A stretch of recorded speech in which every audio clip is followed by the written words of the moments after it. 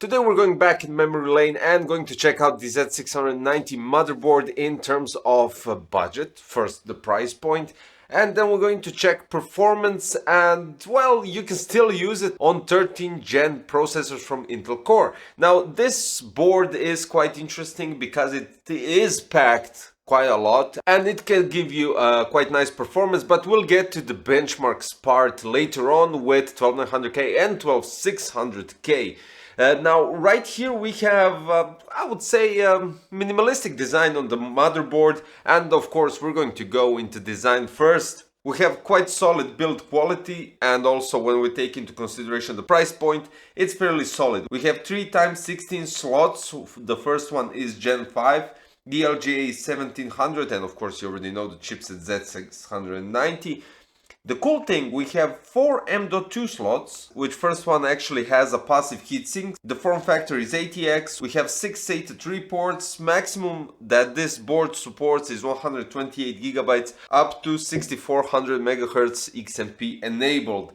The power design, well, it's quite simple, 14 plus 1 plus 1, where we have 14 dual rail CPU power system smart power stage with 55 ampere choke.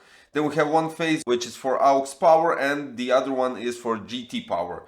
This is interesting because the motherboard at this price point usually don't have these, but we have two 8-pin power connectors at the top for your CPU. In terms of connectors, we have 8 PWM fan headers, which is outstanding because this motherboard is really packed with those headers, and usually you don't see this even on a high range motherboards. We have one RGB header and we have two addressable RGB headers. So this motherboard doesn't have any RGB, and I know some of you might not consider this, but I just like to point out the facts and everything that we have right here. The VRM passive heat sinks do have nice cutouts for heat dissipation, but the left one, the bigger one, actually isn't that bigger one in terms of there's loads of empty space between the IO ports and the inner part of it. So it could have been designed a bit better, giving us better VRM temperatures. For instance, 12900K goes up to 64 degrees and 12600K goes up to 45 degrees, which is still quite alright, I wouldn't complain about that, but still they could have managed a thicker passive heatsink on the VRMs and achieve lower temperatures. Now let's jump into some benchmarks. Corona 1.3 with 12900K and this motherboard got 57 seconds of render time, while on ASRock Z690 Steel Legend with the same processor got 64 seconds of render time, which is quite cool and quite interesting that this board actually does better than I would say more highly priced motherboard by 7 seconds, which is outstanding. Now in Cinebench R23 12900K and this motherboard in single thread score got 1953, and in multi-thread score it got 27,321, while the 12600K scored 17,812. Now in AIDA 64 Extreme Edition memory performance test, I used PNY Accelerate Epic X RGB within 4000 MHz of clock speed, XMP enabled. Of course, read speeds go up to 56,921, write speeds go up to 57,328, and copy goes up to 61,871 with latency 51.2.